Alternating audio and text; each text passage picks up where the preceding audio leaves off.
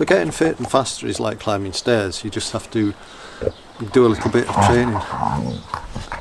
Sorry, it's hard to concentrate. Do it.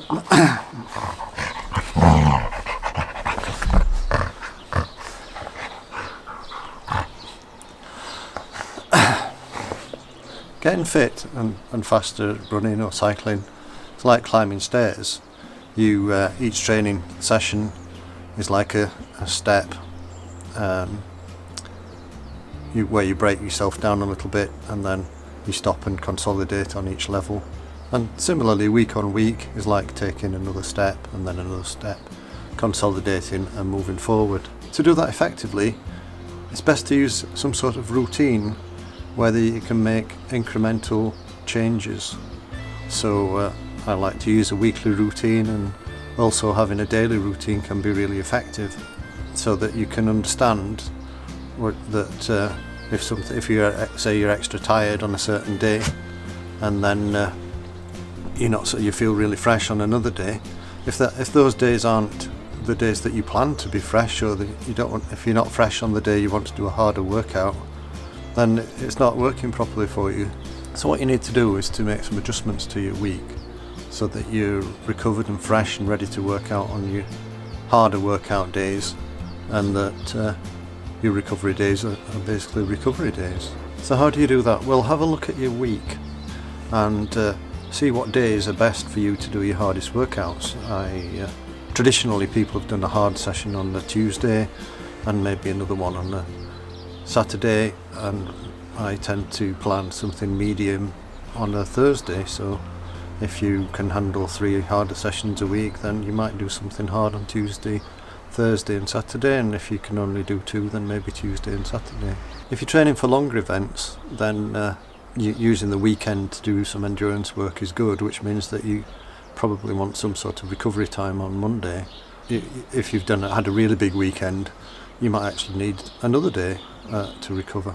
So by doing that and planning your week with harder days and easier days, it means that you can start to understand how your week works and make small changes to make it more effective.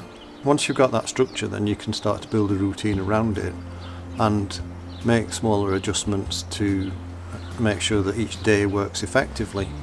So basically building good habits, and having good habits makes a difference. It makes you more likely to do what you want to do, and good habits replace bad habits, so you have fewer bad habits, and that's really effective. So how do you create good habits? Well, spend a bit of time looking at your day.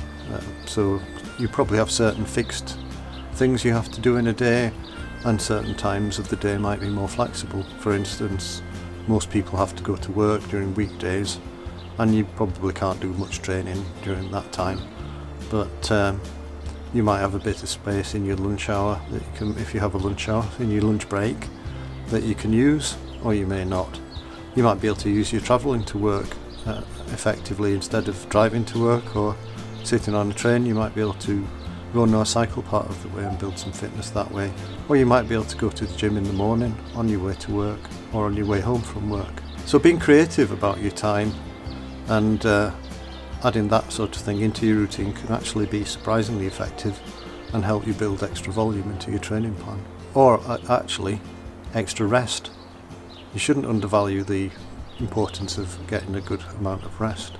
So thinking about the flexible time, that can start when you get up, and maybe you can change the time you get up to give yourself a bit more time, or maybe you can do something more efficiently. For instance, when I used to live in Edinburgh and work in Fife, in Dunfermline, and I used to run part of the way at times, and I used to cycle part of the way other times I started off being a runner, and then I changed because I got injured and ended up cycling.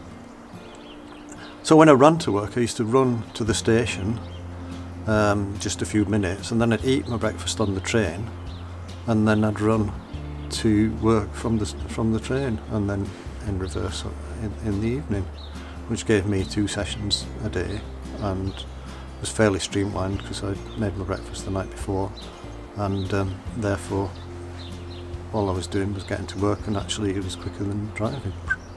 And I'd done 40 minutes of exercise on my way to work and on the way back.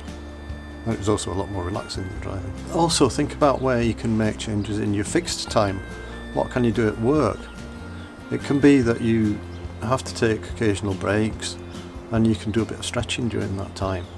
Create a good habit of stretching your Achilles tendon or your hamstrings, or you may not want to do foam rolling in the office or at work.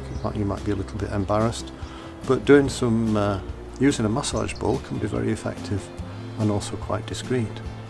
You can also spend time doing visualization. You can do a small amount of meditation or mindfulness breathing in your lunch hour. But like with training, going back to the steps analogy, just take one step at a time. Make small changes, and the small changes build to make big changes. And it's what you do every day that makes the difference to how fit you're going to be. Think about taking these small steps. Every step is quite easy. Make small changes to your day, and gradually you will make big changes as you look back on things. For example, think of one habit. Try to change one habit per week. Do one thing a little bit differently, a little bit better each week, and then once you've done 6 weeks, you'll have done 6 things, or once you've done 6 months, you'll have done 26 things better. You'll have 26 good habits, and that will undoubtedly lead to gains in fitness. Taking the right side steps is important, and also taking a break. If you think of several flights of steps, if you have like 2 weeks on and 1 week off, 2 weeks, you could do 2 weeks would be one flight of steps, and then you rest on the landing for a bit and get your breath back. And that period of getting your breath back is actually when your body builds up strength, ready for the next flight of steps. And using this process and taking your time is definitely the best way to get fit. If the steps are too steep, you get overtired and you won't make it up that flight. And if the steps are too shallow, then you just won't make the gains. So think about perfect training, which is a phrase that I first came across in a book by Charlie Spedding, a marathon runner. It's called From First to Last, and I really recommend it. It's probably the best book on sports psychology I've ever read. It's not specifically on sports psychology, it's a biography, an autobiography.